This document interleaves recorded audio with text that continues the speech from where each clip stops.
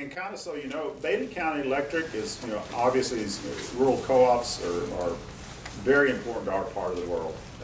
Telephone, electric, and I wanted these guys to give you, after you tell them a little bit about yourself, so that you'll know some of the concerns that they have as well. Obviously, city, we have folks here from the city police department, and Leanne's been, how long have you been with the city now, Leanne? Oh, Victor. She's Finished 33 years. How long have you run the city? Yeah, how long have you run the city? David's been with us. We hired David. The only decision I'll take credit for is hiring David Brunson. So you've been here how long now? Going on 13 years. Yeah. So you kind of got an idea, of some of the folks here. And these are some of the main businesses and things that go on here. Mm-hmm. Obviously a small town, but just a little bit of background. A very highway comes through here, a lot of traffic with Highway 84. We have Toke Station, the coal generating plant. It's a big deal here. The railroad comes through, so there are a lot of things that make Muleshoe unique, even to say a Freona or Dimmitt or something like that.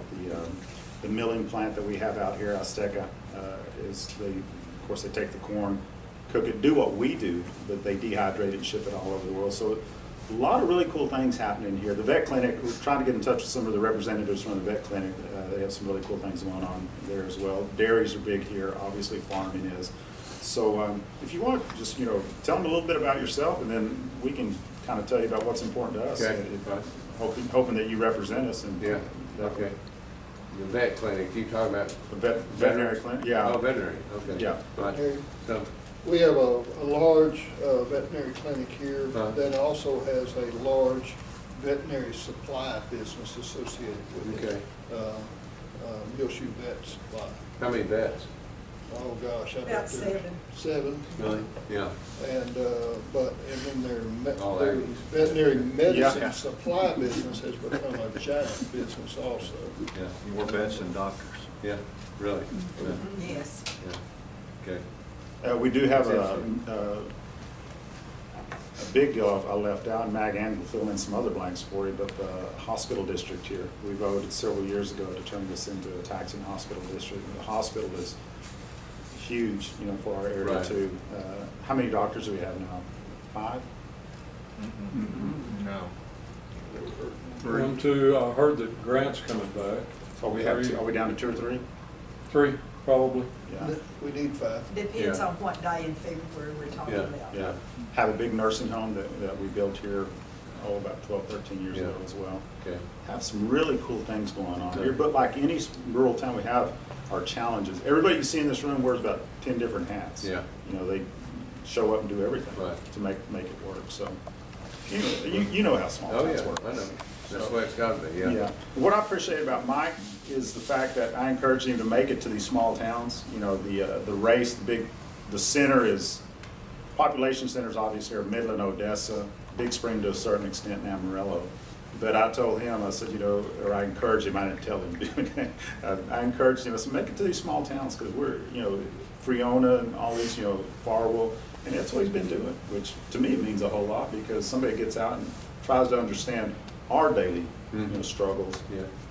That's, then you'll know when you get in office how to best represent us. So Oh, I yeah. really appreciate you making these efforts.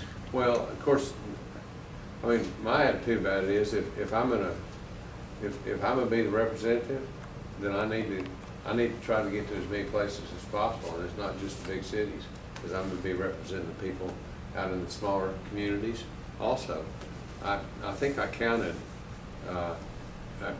77 smaller communities in our district. We have 37 counties, and so it's large. Last week, I've been in the Panhandle. Let's see, I think 4 times since I started. We made our first trip up on December the 9th, the day we announced, and we met with the group. We met with Victor, and then we met with the group down at Macaroni Joe's, and so that was the start of it. But just as an example, last week I left home on Sunday afternoon, during the Super Bowl, or right before the Super Bowl started, and drove to Good Dumas. choice. And if you want to Good call choice. it, yeah, I turned it on. I checked in at the Holiday Inn Express up there in Dumas, and I got in, kind of got situated. I turned it on. It's 29-0. I said, "That's all I need." I turned it off, and I had work to do anyway. But the next morning, I met with some farmers and businessmen in Dumas. Then went up to Stratford, and then from there went to Sunray. Went to the. Did you see my granddaughter? I may have in Sunray. Yeah, I stopped at the co-op up there. It's Quite an operation. Incredible business. And Yeah, they were yeah. telling me how many locations that co-op is now representing Yeah. now. Renders, Dave Renders, is that his name? Yeah. Yeah, met him. He told me he wasn't a Texan, but he got down here, and he's from Iowa, I guess, originally. A nice fella. And from there, then I went over to, I went to Gruger, and then I went to Spearman, saw an old friend of mine, Bill Pittman, over there. You know Bill? Good fella. He's apparently at the very core of that community. And then I drove up to Perryton and spent the night in Perryton. Of course, that night the snow came. The next morning, we were supposed to have, stay with my niece and her husband and their family. They got 4 kids. And the next morning, we were supposed to go around, well, we did go around Perryton as best we could, but the snow kind of put everything on hold, and we didn't have near as much fun as we thought we were going to. And after lunch, I drove down to Pampa and met with I got down there about 3 o'clock. I met with Jeff Haley down there. You know Jeff? Good fella. He's out of McLean, and he's a county commissioner down there. His folks are actually in Midland, good conservative family, and he's got a brother up in Canadian. So I met with Jeff, and I spent the night in Pampa, and then the next morning went around and met some other people, and at about noontime I took off and drove up and went through Miami, stopped off and met some people there, and then went up and met Jim Haley, Jeff's brother, about 3 o'clock or so, 2:30, and I stayed there till a little bit after 5 and left. And that's the first time I've been to Canadian. Boy, it's a beautiful community. Yeah. Yeah, it really is. Well, you have hit the small Yeah, towns. and then I went down to Wheeler and Shamrock, and I wasn't able to stop, but I did make some phone calls. I went down and I drove back through that. It's really, it is rough. Wind was blowing 40 miles an hour, snow coming across the highway. Yeah. But I made it back to Canyon that evening, and then I spent the next 2 days in Amarillo. Went banging on doors in Amarillo. Good. That's good. Yeah. For some reason, Perryton and snow always go together. I mean, Yeah. every time you hear about Yeah. Perryton, Yeah. a bit hard. Yeah. Yeah. Muleshoe used to, back in the 70s, Yeah. play Perryton. Yeah. And they would leave here before noon, wouldn't Yeah. they? And go up there, and they always played in a foot of snow, it seemed like. And Yeah. that That's was- been one of the things. I'll tell you, I finished off by Canyon. I did a coffee and donuts in Canyon, and then I went down to Andrews and did a forum that afternoon at 3 o'clock. And then I drove home. We went to a party on Saturday night, turned around, next morning got up. I was gonna go to church, but my mother-in-law broke her hip last week, and so I had to help my father-in-law get out of the house and get back down to the hospital. So, and then I turned around and I was back in Hereford at 1:30 for a forum, and went back to Canyon last night. Went to church at the student center last Oh, night. yeah, good. Yeah, Father Daniel down Yeah, there. I love Father What a Daniel. great guy. Yeah, he does a good job. Yeah, he's a great guy. He's only been a priest about 4 or 5 Yeah, years. yeah, he's a great fella. Yeah. But, and Good so, deal. anyway. I'm Welcome, doing my welcome to best. campaigning. I am doing my best, you Yeah. know. Welcome to the campaign. That sounds like when I was running for mayor of Muleshoe. Yeah. That sounds like we might be about the same. You know, to me, it's important to get out, and I love people. I mean, I like to meet with people, and you know, it's funny, back when, I don't know why he told me this, but my best friend, we both developed a love for golf in about 7th grade, and he was one of 2, I was one of 8, and so he was able pretty much to go to the golf course anytime he wanted to, but not me. I had to do chores and everything else, but I did everything I could. I learned I learned how to give the quid pro quo, you know. You give something in return, because my dad, he's a hard driver, but he knew I loved to go play golf, so we make deals so I can get the job done and go to the golf course. But I was going to tell you something about hitting my friend's dad. One day we were standing in the kitchen at their house, and he looked at me and he said, "Canon," he said, "you need to get into politics." And I said, "Why are you?" I don't even remember why he told me that, but I guess he just felt like there was something that I had. Probably didn't like you much. Yeah, maybe so. Wish him ill on you or something like that. Well, But tell I us really why never- we should vote for you. Why you should vote for She me? interviews, so it's, Okay. yeah, she's. She won't Well- let you out easy. I'm just- Well, I'll tell you this. Let me just tell you what I believe in. First of all, you ought to check out my record down in Midland when I was mayor. I ran the community. I ran City Hall like a business. I kept politics out of it, and I think that's really important. I think you really need to try to focus on making good decisions for the people that you represent. I've represented people for almost 40 years now in my private practice of law. I've done work for all kinds of companies. I've done work for all kinds of individuals. I've done work for oil companies, farmers, ranchers, small businessmen. I know how to place people's interests ahead of mine. I know how to represent. That's what I've done, and that's kind of at my very core in terms of why you need to think about me as somebody that might be able to represent you. I know how to negotiate. I know how to bring consensus, and I know how to fight if I have to, and I will. And I've been to the courthouse any number of times. I'm not afraid to go to the courthouse. I'm not a litigator per se, because I really am more of a business lawyer. But so that's the way I am in terms of representing other people. As far as my beliefs are concerned, I'm very conservative. I found out that I was really conservative back when I was in law school and Roe versus Wade was passed, the Supreme Court in the United States made the decision they did in Roe versus Wade. And at that point, I was listening to all my law school friends talk about how great a decision it was, and I was sitting there thinking, no, that's not a great decision. It's a bad decision. I didn't know that at that point that I was Republican. In fact, my dad, I think, still voted Democrat at that time. He raised on a farm over in northeast Texas in Grayson County. But I found, and it wasn't but a couple of years after that one day I walked into the house. Judy and I had 2 kids at that point. We had 2 more that were going to be coming later.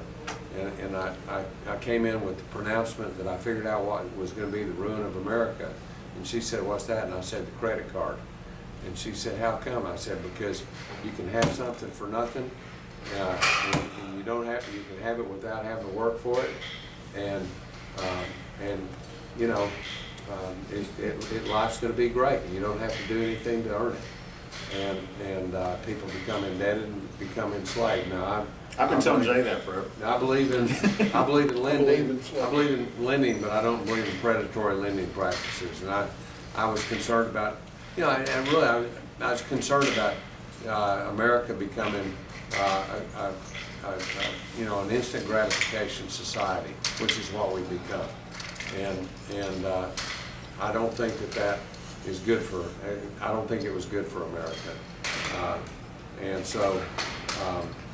In that regard, I sound like I'm against lending. Well, I'm not. But I do think that we have to be careful about being responsible individually to make sure that we don't overextend ourselves. Guess what? I believe the same thing about government. And I think we've gotten ourselves into a heck of a fix on a national level. Fortunately, the state is required to balance their budget every year. And so we don't get too much out of whack. Although I do think we've got a lot of problems in our state government. I think there's pretty good evidence that we're top-heavy. I think we've got too many requirements and regulations coming down from on high that are issued by people who have no idea what it's like to get out there and really do the job that they're requiring people to do. I think that's true, and with respect, I think if they could, they'd take control of our water and tell us how to handle our water. Fortunately, we still have local control of water, although there have been some efforts to return it to central control. And that's one of the concerns I think you should have about your senator that you have right now, Senate Bill 302, which he sponsored this last session, if you're not aware of it. It was an effort to move control in the direction of central control. I don't think, my position about that, about things like education, our kids, is that we here at the local level who have a vested interest in what we're working with have a whole lot better idea of how to go about getting the job done than the people, than somebody that's speaking from a big tall building down in Austin. And if you just give us the money, and that's what used to happen, give us our money back, that you're taking from us, or give it, take what you need to do your part of the job down there, to the extent that you have to have state function in education or in water or whatever it might be, and then send the rest of it back down to the local level. Because, and I think that, and I'm pretty sure that's the way it used to be. And guess what? We all got pretty well educated, and we competed with people from other states. When I went to law school at the University of Texas, which was supposed to be one of the best in the nation, and there were kids there from Harvard, and there were kids there from all over the United States, and I only had 2 degrees from Texas Tech in economics. I competed pretty dang well, and I didn't have to take a bunch of standardized tests back when I was in high school, and I didn't have to do all the things that are now being required of our kids, and I was well educated, and I'm sure the same is true with respect to y'all, and I believe the same would be true with respect to our children. I do know that, we all know that times are different than they used to be. Our families aren't as, there's a lot of pressure on our families. Society, our culture has changed, and fortunately in the small towns we have less of that. In the big cities, I think we've got some big problems. My wife did adoptions for 10 years for the Gladney Center. Gladney's out of Fort Worth. They're the oldest adoption agency in Texas. She did them all over West Texas and the Panhandle, and she had to deal with dysfunctional situations where you have young birth mothers that were not part of a family or whatever. And so I know, and that was in Amarillo, it was in Pampa, it was in Hartford, a lot of different places. And we saw different, I saw that we have, and I know that we have situations where we have single mothers and situations where even in our smaller towns out here that people have gotten themselves into situations where they don't have strong families, and so there's even pressure in the smaller communities. Mike, let me ask you a question. Hate to get you off your subject, All right. but you're talking about doing all the traveling to all the Panhandle, the locations in the smaller cities, and Yeah. even coming from Midland, which I consider huge, by Right. Comparison to Muleshoe. What's the topic of choice among all the people in the rural areas that you've run into? What's their biggest concern, or a list of concerns? I know that I have spent the last 2 years on the national level. Right. I was lucky enough to be president of a group called NTCA, National Telecommunications Cooperative Association. And we represented about 12 to 1,400 telephone companies given a day of the week. And, you know, their issues are, yeah, we're run by the state, but the federals are trying to take some of the state issues away from the jurisdiction, or, and put it to the federal. Water is one of them that you mentioned. So not only do you have that turmoil within the roundhouse in Austin, but you also have the federal group to deal with. They're trying to pull more and more control, and if they can nationalize water usage, that's exactly what they're going to go after. Yeah. But I know that Bailey County Electric and our telephone company, we provide the internet. They provide all the electricity and all the, you know, the water is great if you can get it out of the ground. Well, thankfully they provide the electricity to get that out of the ground and produce, you know, and that's our livelihood in this part of the country. What's the rest of them? What do the rest of them think? Well, water's the primary issue. Making sure that they they continue to be able to have control and can use the water and be the good stewards of water that they believe they can be. So do they think that when you're saying they, is that the individual rural water groups or the state organization or something like that? No, it's the different water districts, it's the farmers and the people that are involved in using the water and they rely on it all over the Panhandle. It's the biggest issue. So what, in your opinion, what do you think the chances are of a water district staying you know, in control of their water district with the state bearing down on them so hard? Well, I think the first thing is we don't need our own senator down there proposing legislation that would move control to the state. That's the first thing. I mean, our senator needs to be fighting for local control. That's the first thing. And then, you know, and I can't tell you because I haven't been down there exactly what the dynamics are going to be. I know that I've talked with some of the other senators, and I know that we have a number of conservative senators. You know, so I'm hoping that if I get elected, I can articulate the issue and win over enough good thinkers to stop the movement towards local control. Okay, I can't guarantee that I can do that, but I know that's what I'm going to be fighting to do. Well, Okay. like I say, coming from my background, I've seen that you've got two fights in front of you. One of them is maintaining local control and keeping it out of the walls of the Capitol in Austin. Right. Even though there's going to be some, you know, there's going to be some checks and balances. You know, you're talking budgetary controls. You know, the water districts are going to be under budgetary controls anyway. So, as it is, when the state or any organization like that has budgetary control, they think they have fiduciary responsibility to run it the way that they think they should.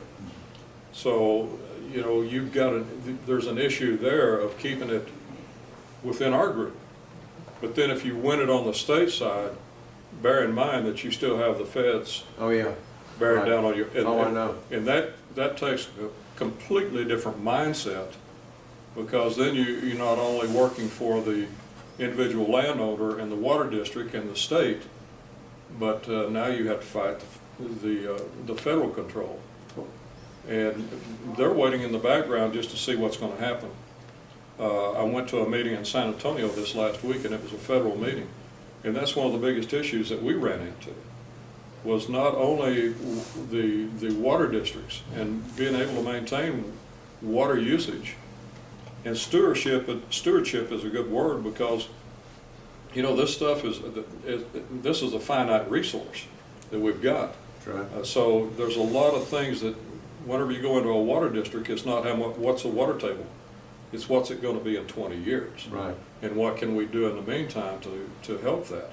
The other thing is, coming from rural background, and we're all rural in here, is making sure that we have the same access to all of the goods and services, the internet, the electrical controls, you know, all the benefits that go to Midland, San Antonio, Austin, Dallas, are afforded to us also. Mhm. And in the past, there have been constraints in that direction, to where that, well, you know, you've only got 40 or 50 people in this little area, so we really don't need to worry about you, you know. You know that firsthand. I do. I shared with Victor this morning, even on the internet and some of the stuff that Mark and I deal with. Mark is the assistant general manager of 5 Area Telephone and West Plains Telecommunications. One of the things that we have to deal with is we can plow a mile of fiber optic cable and reach 1.38 people. In Dallas, you can plow a mile of fiber optic cable and reach 138,000. Right. So the rules are different, but you know, that's from a senator or a representative, either on the federal or the state side. We've got to make sure that every other word we hear is rural. Yeah. You know, Well, and so many of these- they've been kind of thrown on the back burner, and people don't realize that if David stops pushing electrical out to these pumps, you know, the post toasties that you've got or whatever it might Right. happen to be Yeah. in the Yeah. grocery store isn't manufactured in the back room. And a lot of people have come to that. So that's something I look for from my representatives Right. and my senators, is the knowledge of the triangular effect. I'll shut up here in just a second. I'll use this with my board, and I also used it on the national level. Let's take Maple Co-op Gym, a little location we've got out here in Maple. We have them internet access, not dial-up, but they have broadband access. In the middle of nowhere. I'm sorry? In the middle of nowhere, In the essentially. middle of nowhere, to compete with some of these larger locations next to a big suburb or something like that. If they did not have that access and we didn't have a way to recover our cost of putting that access out there, we're not asking for additional revenues. All we want to do is be able to recover our cost. If we didn't have that, then the local farmer would not have a place to sell his cotton. If he didn't have a place to sell his cotton, and this is real-time trading we're talking about now, it's completely changed. You used to be able to do it on a batch basis with dial-up. It's real-time, but buy and sell real-time right now. You know this for a fact. Yeah. And if we didn't have that, first off, if David didn't pump the water out, and we couldn't sell that one bale of cotton would do what on a national level? There's no more jeans, there's no more shirts, no more button-downs like you've got on. And no more exports and things like that. That's from one access line. So the triangular effect is huge, and our representation on the state as well as the federal level needs to understand that. So that's where we come from. All right, well, all I can tell you is I'll do my best to understand it. I think I already have a pretty good idea. I mean, one of the things that I've said from the get-go in this is that our district provides a significant portion of the food, fiber, and energy that drives the rest of our economy, and we need to be recognized. And I'm ready to make that case, okay? And I'm ready to make it not only for Midland and Amarillo and Odessa, but also for all the rural communities. I mean, I understand what you're saying. It's we don't expect you, obviously to be an expert, on all these issues. Nobody can be. You can be in the legislature for 20 years and still. I think what you're going to hear from all of us today is that this small community is just like any small community. It's incredibly special. It's a true community. We all depend so much on each other. Whereas even in Amarillo, there's a disconnectedness because you don't have that. But here, if a farmer's suffering or something, we all feel it. We're all very, very connected in that sense. And so, the thing about it, we want you to understand how important our hospital district is, how important 5 Area, Bailey County Electric, our schools, when we leave here, I'll take you to the schools. They had a school board meeting today, so some of the representatives couldn't be here. But I want you to see the investment that the people of this community voted in. What did we pass, a $30 million bond election? 25. 25? Give her, I mean, it's close Pretty enough for good. government work. And then we, Okay, Kip. yeah, and then we passed one for the city, what, about 4 million for infrastructure. So you're talking about in the last 5 years, we've spent in a small town like this, and the voters have said, you know what, we believe in our community, and we want the very best for our kids, and we're willing to sacrifice and take this on. So we've spent, a small community taking on, $30 million worth of Yeah. debt. Yeah. It's a big deal, and Right. what we're saying is, we believe in the future, and we wanna spend now because we've neglected some spending, and we want you to understand that. And I tell every representative that comes through campaigning or elected, don't forget about us. Don't forget, I tell, whether it's a US senator or whatever, I said, remember Muleshoe, because it's, it represents all the little small towns, and so our water issues, what goes on at City Hall, and, we talk at City Hall, essentially we got, 4 or 5 things to do, and make sure that when you turn on the water, the water runs in the faucet, that pick up the trash, that the streets are clean, we have police protection. Yeah. It's kind of basic, Right. and when you branch out from there, you add a little fluff to it, but those are just kind of the nitty-gritty, day in and Yeah. day out deals that we want you to understand, be interested in, and things like that. Well, So, for what it's worth, even though Midland is a larger community, I think, I understand the issues, and I understand the importance of what you're talking about. You've been there as mayor. Yeah, As a mayor, you and, did. the thing about Midland is, it may be doing great right now, but there have been times when Midland not doing well at all. And you can that's- remember those. Yeah, and that's when you have a gut check, about, and I've seen people leave, go off to other places, and I remember one guy talking about, well, the rats are getting off the boat, and we were incensed over the fact, this was back in the late 90s, when things were so bad, oil was down to $10 a barrel, and, it was tough, and we didn't know when things were gonna get better, so I understand, about You've how- weathered some of those Yeah, storms. I have. And as the mayor, you understand water issues and police Oh, yeah. protection and all those things. Absolutely, and I was actually involved in formation of a hospital district.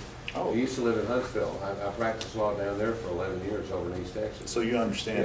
Yeah, we formed a hospital district, and I know what they do, I understand it, and I understand the importance, I understand, that they have the indigent care responsibility and all that stuff. So I've been there and done that, and Huntsville was a small community. Smaller. It's got 27,000. Of course, a lot of them work for the prison, but so I've lived in a smaller community, and I understand and appreciate it. And of course, we react to the Midland situation just like everybody else does. As part of our infrastructure trickles out, Yeah, so does Midland. yeah, And, I want to throw kudos to the guy that's providing the room for us here. We've got telephone and internet and cellular, and David's got electronics or electrical, and, we've got the police department, we've got the city infrastructure yeah, and all that stuff. But whenever times get tough, and whenever diesel is $3.57 because Midland has got an issue, we count on this guy to step up to the plate Right. and help keep our community alive. Yeah. So I certainly, and banking has got 1 or 2 regulations. He's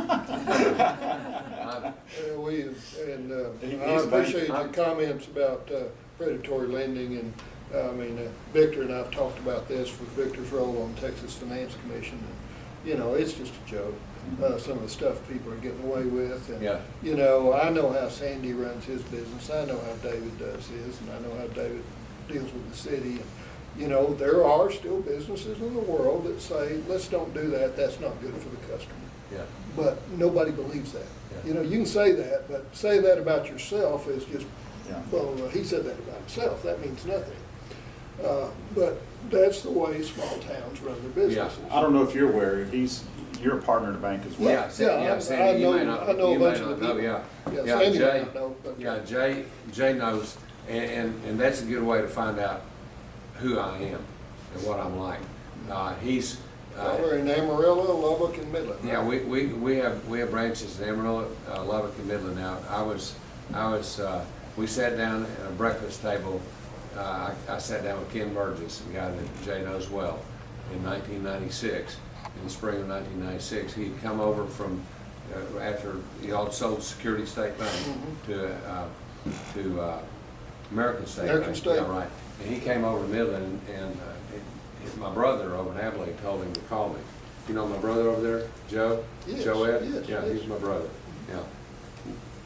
That's another, I'll tell you a little bit more about me. I got some bros I don't want you to talk to. Yeah. I know his brothers. I got five brothers and 2 sisters. But, And again, you don't say anything. yeah. Victor's But- got some brothers say the same thing about it. Yeah. Mostly. But Ken came over on a Saturday morning, we had breakfast, and 2 weeks later, we hit the streets raising money, and we formed, we chartered the new First National Bank there in 1996 or 7, I can't remember which, but, so I've been in the banking business. I was chairman for 15 years and stepped down about a year and a half ago, and we moved Ken up. We decided we're getting big enough, we needed a real live banker who's involved every day to be our chairman. But This ain't so- your first rodeo, you've done No. a few things. Yeah, I have, yeah. And I've been parts of big law firms, you know, people say lawyers don't run a business, we dang sure do run a business. I know how to make payroll, I've done all the stuff. I keep my employees, I pay for their insurance, they're on retirement plans, I've done all that stuff. And so I understand. But I'm a really pretty simple guy. I talk kind of slow, but I'm not stupid, and I am very conservative in my approach to things, and I love people, and to me that's one of the great things about getting to do this is getting out and seeing all kinds of different things that people do, and to me it's just astounding to think of how how interconnected we are, and I was just in Hereford yesterday, and they had a forum for their local candidates, and they were, I listened to everybody talk, and they were talking about how special their community was, and how we all come together, and how when times are tough we do this, and they were talking about an outreach to crisis pregnancy situations and things like that they're doing over there. Every community, hopefully every community has that kind of community pride. Some of them do better than others. Some of them have better leaders, I think. But to me, it's important. If I'm going to get this job, every community in our district is going to be important. Again, I want to thank everybody personally for coming out, and especially on short notice. Mike and I tried to do this next week. Yeah. And then you got Yeah. a schedule Right. kind of Yeah. conflict, and you Yeah. said, well, let's try to do it this Monday. So on my way over here, I just made a few phone calls, and Yeah. everybody just showed up. So Yeah. I appreciate y'all coming on Yeah, such I short really, notice. yeah. It shows you too the level of interest that all these folks have in our Right. community. Absolutely. It's important to them, and they want to. We want a good representative, somebody Yeah. that understands us and somebody cares for us. Somebody we can pick up the phone and say, hey, we've got an issue down here in 5 area, and you say, okay, Yeah. let me see how I can help you. Right. So, Well, that's what I'll be. My door will be open, and I'll be there to respond to you and try to understand what your problems are and see what we can do to try to get a resolution to it. Okay? Mike, I want to thank you for being interested in our community.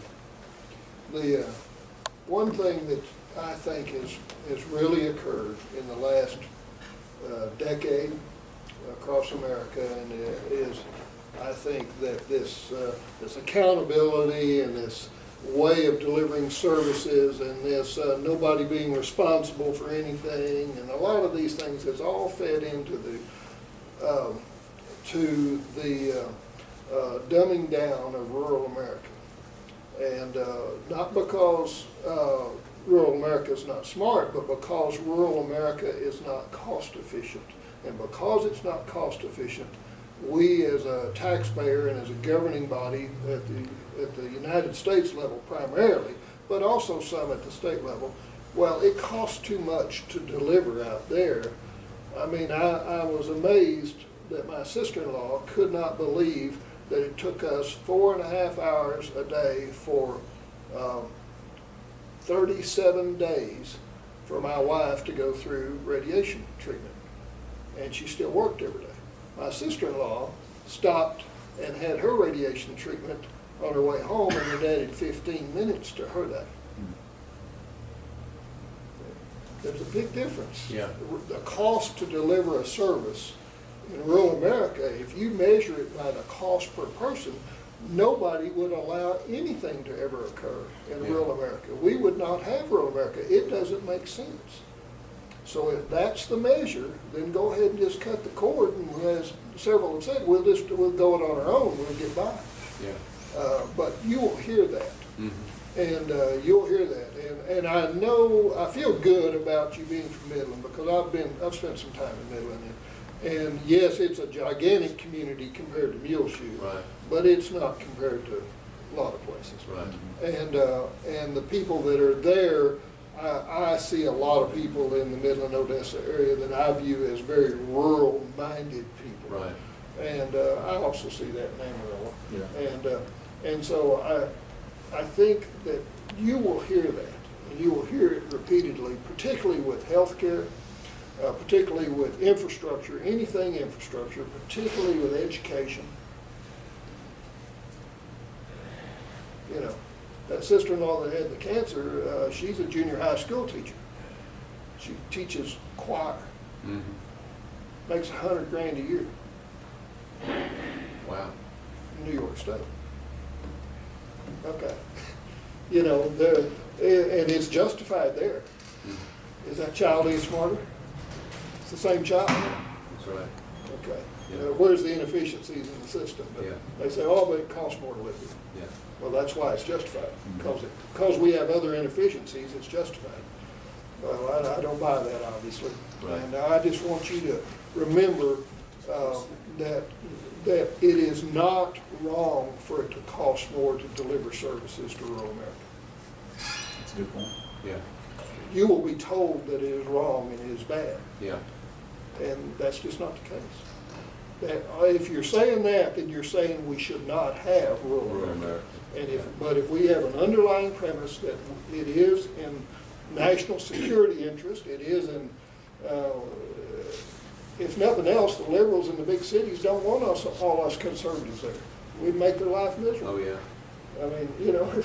Well, last time I checked, I think, we still grow corn out here, we grow cotton, we do, we do feed, things. and like you said, the We fiber. are here because we want to be, not because we got pushed out of the big city. Right. A lot of people in the big city think that we are out here because we couldn't get a job in the big city. I don't think that's right. No. We I agree. chose to be Yeah. here, and y'all chose to be in Midland. Yeah.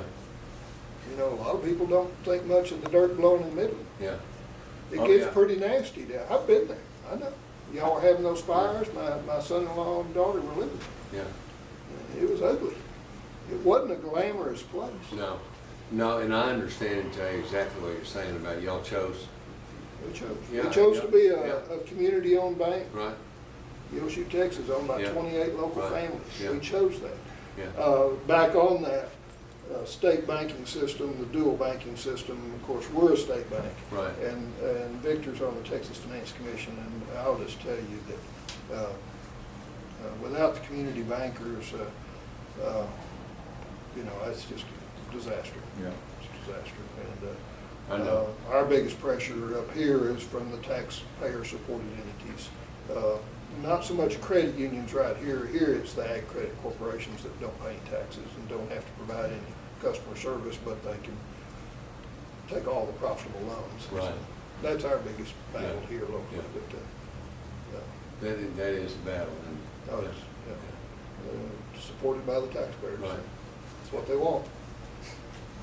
Maggie, how are schools rated here? Aren't we always top notch as well? Good, or better than good. Yeah. I want, Excellent. Doesn't surprise me. I was talking with the superintendent down at Seagrace. Kevin, I can't remember his last name. Nice guy, pretty young.